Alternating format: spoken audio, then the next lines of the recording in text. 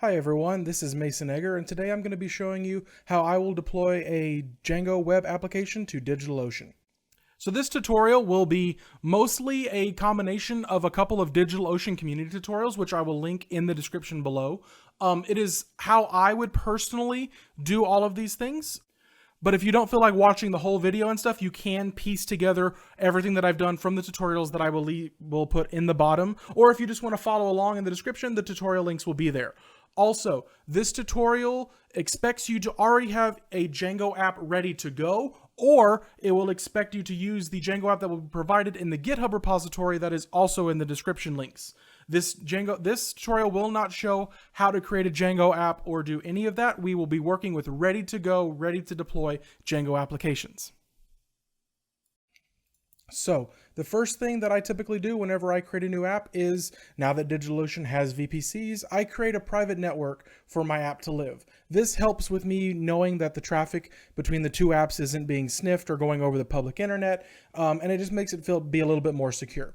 So what we're going to do is we're going to create a Django app inside of the NYC1 data center. We're going to just go ahead and call this VPC Django. And what I like to do here is, typically DigitalOcean can generate an IP for me, but I typically like to configure my own, because if they were to generate /20 for me, that's way too many IP addresses. So your private IP range prefix, one that most people are familiar with because of your home Wi-Fi router, is 192.168. And now you can pick any number here between 0 and 255. So I'm going to go ahead and pick 33, and then I'm going to go ahead and do a .0. And I'm going to go ahead and select 24 because I only need 251 available addresses is more than enough that I need to deploy this application. So let's go ahead and create that VPC network. And it has been created, and it's up here called Django, and it's in NYC1. So now let's go ahead and create a droplet for my server. And we're going to go ahead and just go with the default. So we're going to go with an Ubuntu 18.04 server, standard. We're going to go ahead and use a something with a couple more CPUs. So we're going to use 2 CPUs and 2 gigabytes of RAM. This will help us with serving up the website. You know, allows more multi-threading if we do get a lot of traffic onto it. You can always go with the cheaper one if you want, if you don't anticipate a lot of traffic, or more if you do. But since this is a Python app, you are, if you want to get some pretty good multiprocessing or multiple concurrent things, you will probably want to have multiple CPUs. We're going to go ahead and use New York 1 because that's where our VPC is. You cannot select a VPC that is not in the same data center region. So if I were to select San Francisco, you're not going to see my Django region. It just doesn't exist. If you come over back to New York City 1, though, you will see our Django VPC. So we're going to go ahead and select my SSH key, and we're just going to call this Django Web. And we're going to go ahead and create our droplet. So now we have a droplet ready to serve our Django app. We have it's inside of a VPC to kind of protect it. But if it was just the droplet, I really wouldn't feel the need to use a VPC. But instead of doing this locally on an SQLite database, I actually want to play with DigitalOcean's managed database offering. So I'm going to go ahead and create a Postgres database cluster. The smallest one right now is the $15 a month one for a small one. This allows for backups and stuff, and read pools and things like that. Fully managed Postgres right at our fingertips. We're going to go ahead and select the Django VPC again because we want the Django VPC. We want both our droplet and our database to be inside of the same private network, so the communication between them will happen over the private network and not go out over the public internet and not cost us our public internet bandwidth. So we're going to go ahead and call this the Django DB, and we're going to go ahead and create this cluster. Now, creating a database cluster typically does take a little bit longer than creating a droplet, whereas a droplet can be created in, sometimes less than a minute to a minute and a half. This will probably take anywhere from 4 to 6 minutes. So don't get frustrated if it takes a little time. It takes a while to stand all these up. And once it's done, we'll go ahead and continue on configuring our database. And now our database is done provisioning, so we need to go ahead and secure it. As you can see, it is positioned inside of our VPC network. But as you can see, there is a warning here that says our cluster is open to all incoming connections. So we need to secure this database cluster by restricting access. And the way we do that is we come here and we search for sources. And what we want to do is we want to select our Django web source and only allow traffic to come in across from that droplet. So we're going to go ahead and save that. And what this will now allows us to do is now the only traffic from that particular droplet will be able to reach our database, which is very good. The other thing we want to do is we want to create a new user for our database and create a new database for our application, which we'll call polls. More as to why we chose that name will come about in a little bit. So as you can see, we can see our password for our user, and we can always hide it and re-show it at any time. And now we have created our polls database. Now, the last thing we need to do is we need to go ahead and create a DNS record for this. So whenever we secure our application using HTTPS, we can accurately do that using Certbot. So we're going to go ahead and go to our domain, which I have pre-registered inside of DigitalOcean. If you don't use DigitalOcean, that's totally fine for this. Go to your DNS registrar and create an A record pointing to your droplet's IP address.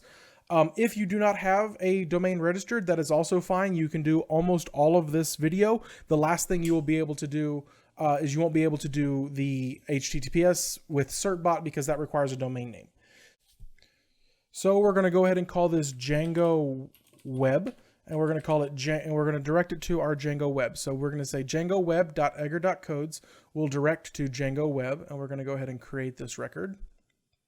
And now if we copy this, we should be able to SSH in as root.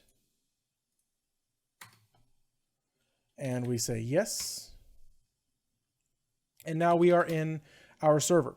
So the first thing we're going to do now is we are going to go ahead and create a user for us to be able to do all of the things that we need to do. And so we're not constantly running things as root. So we're going to do an add user Sammy.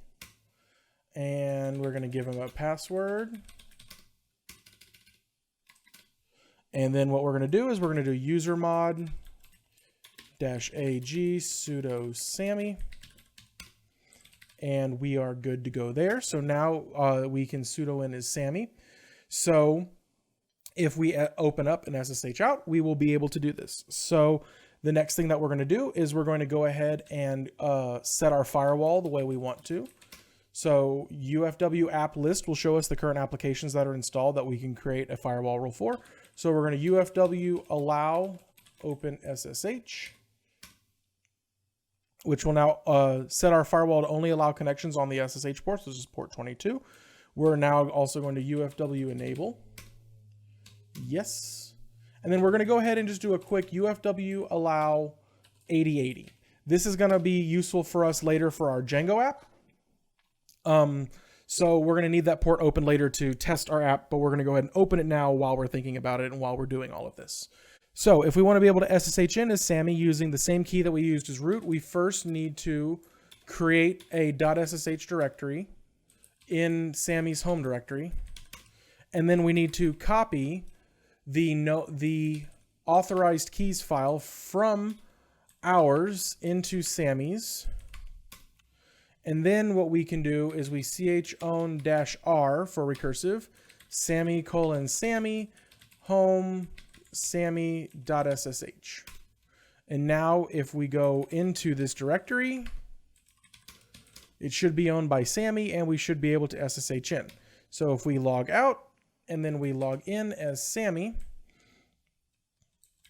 now we should be able to use our key and we are in as Sammy at Django-web. So now the first thing we need to do is we need to do an apt update to update all of our PPAs and be able to get the repo lists that we need. And then we're going to do a sudo apt install -y for yes, python 3-pip, python 3-dev, python 3-venv, nginx, and curl. And we type in our password and we go ahead and start installing stuff.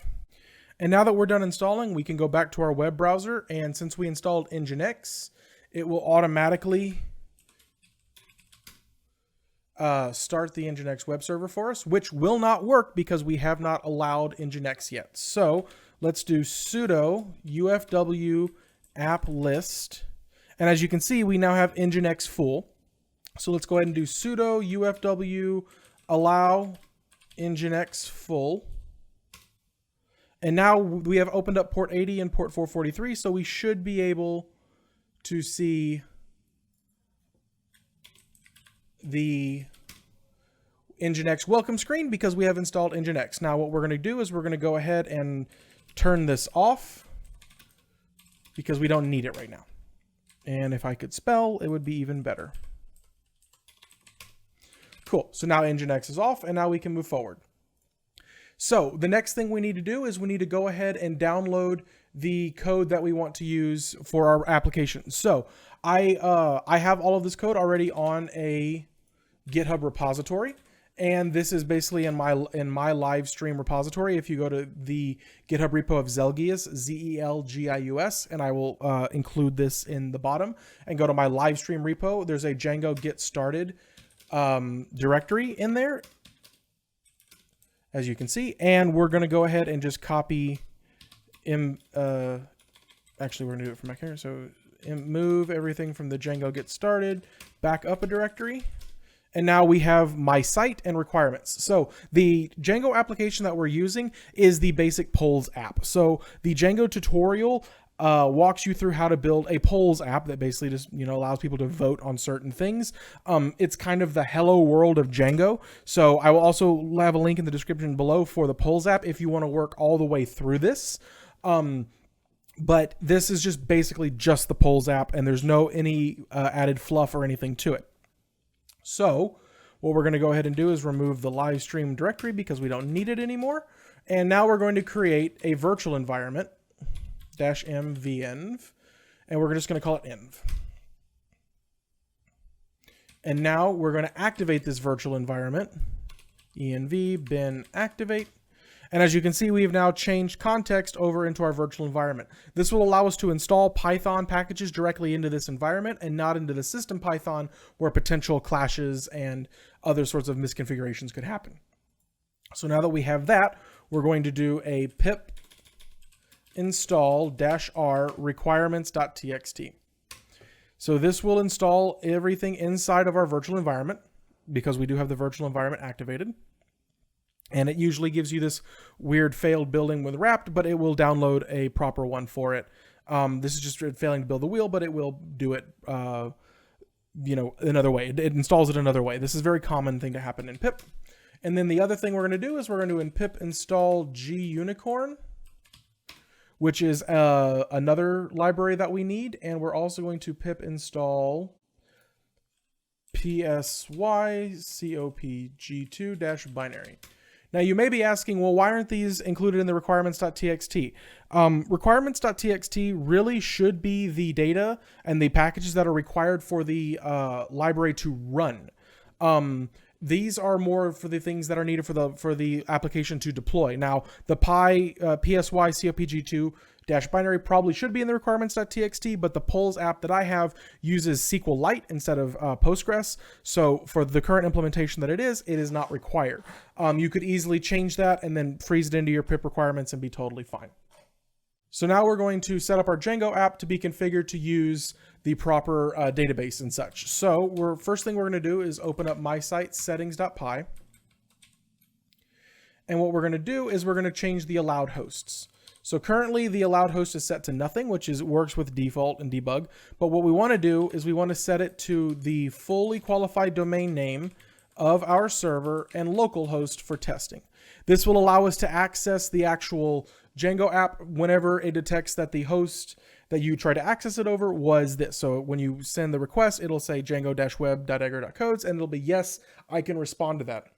If you don't set this, your app will not respond. So the next thing that we're going to do is we're going to set up the database config. As you can see, this sample app used SQLite 3, but we are not going to be using that. The fields that we will need for this are engine name user, which will be our Django user. The poll name will be polls because that is the name of our database that we created inside of our cloud dashboard. The password, we're actually going to use environment variables to set this. Environ.get Django DB password in none if it doesn't come through. The host we're going to get in a second, and as well as the port. So for the engine real quick, we actually have to use a special Django string here. So Django.db.backends. And then what we had earlier was SQLite, but what we're actually going to use now is Postgres QL underscore Postgres QL. Did I spell that right? PSYCOPG2. And now for our host, we can go back to our cloud dashboard and get the host that we need. So we go back to prototypes, we go back to our database, we come down here, and as you can see, it has the host. Now we have to be careful here because you can see this is a public network host, and this is the public access for it. We don't want to use that. We set all of our stuff up inside of a VPC using a private network, so we're going to use the private network host so that we can ensure that it is speaking across the private network. So now we're going to come over here, and we're going to paste our host in, and it said our port was 25060. So 25060, and we are good with databases. Now the last thing we have to add is the static root settings. Whenever we deploy this, we will need to pull in the static files for certain parts of the application, primarily the admin database. So by doing this, this will allow us to run collect static, which will bring all of the static files into a directory, and then we can point our web server to them and have them properly served. Whenever you're running the Django app in development mode, it kind of does this for you. But whenever you want to run it in a production mode, which we will want to do, and we're going to go ahead and do that real quick up here, we're going to set it to debug equal to false. It will not do this for us very nicely at all. So we set our debug to false. And another thing is you would typically not have your secret key just out in the open here. This would also be stored inside of the environment variables file that we're about to create. And actually, let's go ahead and just copy that. And then let's do this. So let's go ahead and create an environment variable file. I'm going to go ahead and call this secret key equals that. And then we're also going to have Django DB password. And we're going to set empty quotes there. We're going to go back to our cloud dashboard, and we're going to get the database user password from right here. So that's our database user password. And we're going to come in here and we're going to store it right there. Now, what you would typically do is you would basically write this file on deployment of your service and not store these in version control. Do not store this in version control. That is how secrets get leaked. So by doing it this way, we are going to be able to use our systemd scripts to read this environment file, and then you would have some sort of secret service, maybe something similar to Vault, that would write this file on deployment and then start everything up, and everything would go. But for now, having it here isn't too terribly bad. It'll work. So now that we have that, we need to export. We're going to go back to our My Site settings, and we're actually going to delete this secret key. And we're going to say os.environ.get secret key, none. And then what we're going to do is we're basically just going to cat the environment file. And we're going to export all the things.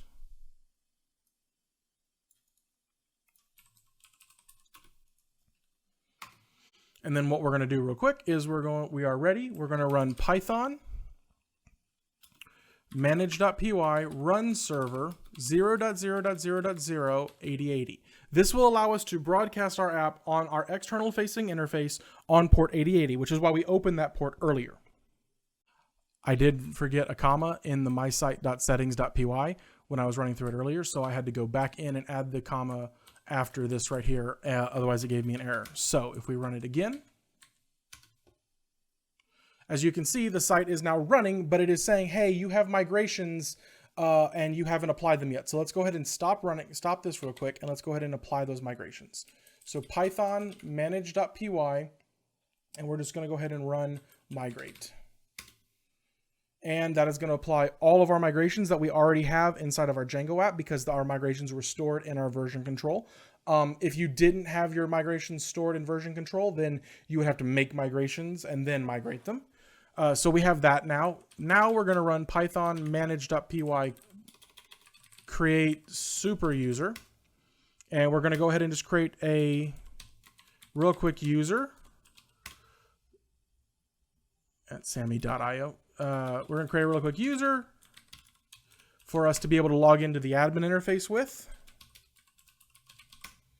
And we now have it. And then we're going to run one more command just to be ready for when we're done with this next step. And we're going to go and collect the static files that we need. So now all of the static files for our admin stuff are now stored in this site.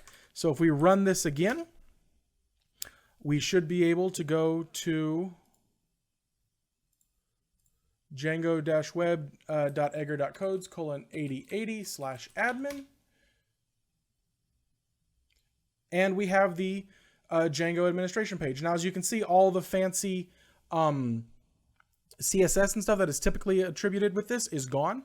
And I'm pretty sure this has to do with the fact that we are no longer in debug mode. So running the server in false but in non-debug mode sometimes can make it a little bit cranky. So if we go back and we change it real quick,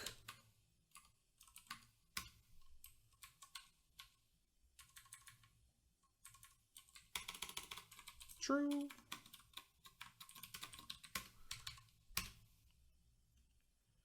And we go back over here. As you can see, it works again. Our static files will be served properly when we're done with this, but as of right now, it's gonna look a little bit weird for this quick second. So we're just gonna go ahead and reset this back to false. So now that we know that our site can run, the next thing we're going to do is we're going to set it up to be running as a systemd service, productionized using Nginx and Unicorn. The last thing we're going to do in this step is we're going to deactivate our virtual environment because we do not need it any longer. Okay, so now for setting up the last of our configuration, we're going to do a really quick sudo ufw deny 8080. We're going to just close that port real quick so we no longer need it. We have no reason to keep it open. We're going to go ahead and create a socket file for this. So sudo vim etc systemd system gunicorn. It's not corn.gunicorn.socket. And we're going to go ahead and copy and paste this from the tutorial on DigitalOcean that uses this. There will be a link in the description below again for this tutorial. So what this basically does is it gives it a description. It tells it which listen stream to run on, which is going to be the run/gunicorn.socket. And now the last thing we're going to do is we're going to do a sudo vim /etc systemd system gunicorn.service. So basically how this will work is the socket will sit there and start up at boot and will be listening for traffic. If the traffic comes in, then it will immediately start the service, and the service will run and provide everything that we need. This is again copied from the tutorial. We're going to go ahead and make a couple of modifications. So the group will be Sammy. And now for us to be able to use our environment file that we made, we have to do environment file equals /home Sammy my site /env. My project dir was the default in the tutorial, so we're going to change that to my site because that's just what I named it. Our environment is at home Sammy env, because what this is going to do is this is going to actually run the gunicorn that is associated inside of the path of our virtual environment. So we're going to be using gunicorn from our virtual environment. So all those files in the Django and stuff will already be installed there, and it won't need system Python. So the virtual environment is at home Sammy /env, and that's where we're going to put it. And then the last thing we have to change down here is my site, from my project to my site. This is a Python path. that will essentially look for where is there a wsgi.py file, and inside of it there'll be a variable application that will have a wsgi object, and this is how it will actually serve our file. As you can see, there will be 3 workers, so this will be able to handle simultaneous requests. That's the whole point of using gunicorn, because if we just used normal Python, it would be running in serial, because Python has the global interpreter lock and it doesn't really support full multiprocessing. At least not in the traditional sense that most people would think of. So we have to use the WSGI or the WSGI to create multiple workers so we can handle multiple requests at a time. So we save this file now. And now we run sudo systemctl start gunicorn.socket. And that will be now running. And now we run sudo systemctl enable gunicorn.socket. So if our server were to be rebooted or anything, we want that to come up when it turns back on. So now let's actually just check the status of it. Sudo systemctl status gunicorn.socket. And as you can see, it is running. And if we run a file on the /run gunicorn.sock, we can see that the socket file was created and it actually exists. So now we can run a sudo systemctl status gunicorn. And the current status is deactivated because nobody has hit the socket yet. Nobody has tried to access the data on the socket yet, so it hasn't actually needed to start the service yet. So we can really quickly start the service by running unix curl on a Unix socket and then directing it to our socket file and then saying localhost. This is what we said in our allowed host earlier to be able to enable it. And as you see, we got a 404, which is actually what we wanted because there is nothing at the index page of the server. So while this may look like an error, it's actually correct because it did serve the HTML. So what we're going to do now is we run status on gunicorn.service again. And you can see that the thing is actually running and we're all ready to go. So we now have gunicorn set up properly and our systemctl service running. Now the last thing we have to do is configure it into Nginx. So we're going to go ahead and open up etc Nginx sites available, and we're going to call it my site. And then what we're going to do is we're going to copy and paste again out of this tutorial and Nginx config. So what this is, the server is listening on port 80. We need to change the server name to django-web.egger.codes.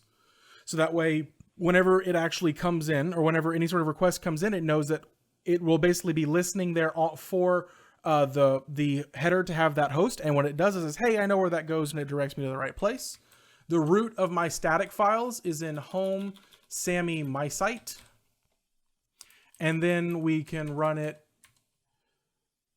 And then, yeah, so root Sammy my site. And then we have the proxy pass running. And there's nothing else here that needs to happen. So basically, it will proxy the request to the current running socket on our server. So we're good. We can save it. We need to do a quick symlink from sites available to sites enabled to tell Nginx that we are actually that this site is available and ready to go. So etc Nginx sites enabled. And then we can just run a quick Nginx-T to make sure our configuration is okay, and it is. And then now we can sudo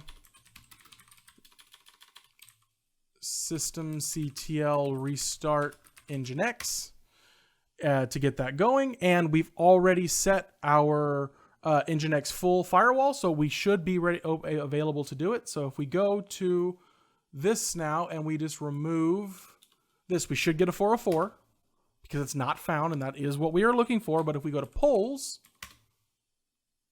it should tell us that there are no polls available. That's exactly what we wanted. And if we go to admin, we should get our admin site perfectly set up, and the static files are being properly served through Nginx now. So we're good. Now, the thing I would say is do not log in here yet, because as you can see, we are currently not secure. we have not secured this site yet with HTTPS. So let's go ahead and do that real quick. As our final step, we're going to run sudo apt install python-certbot-nginx. Let's ask if we want to install it. We say yes.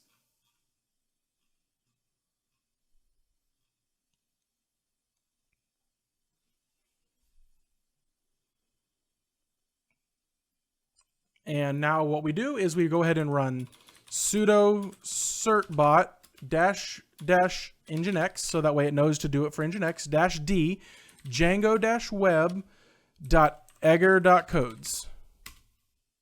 And it's going to go ahead and ask me for an email address, so I'll use my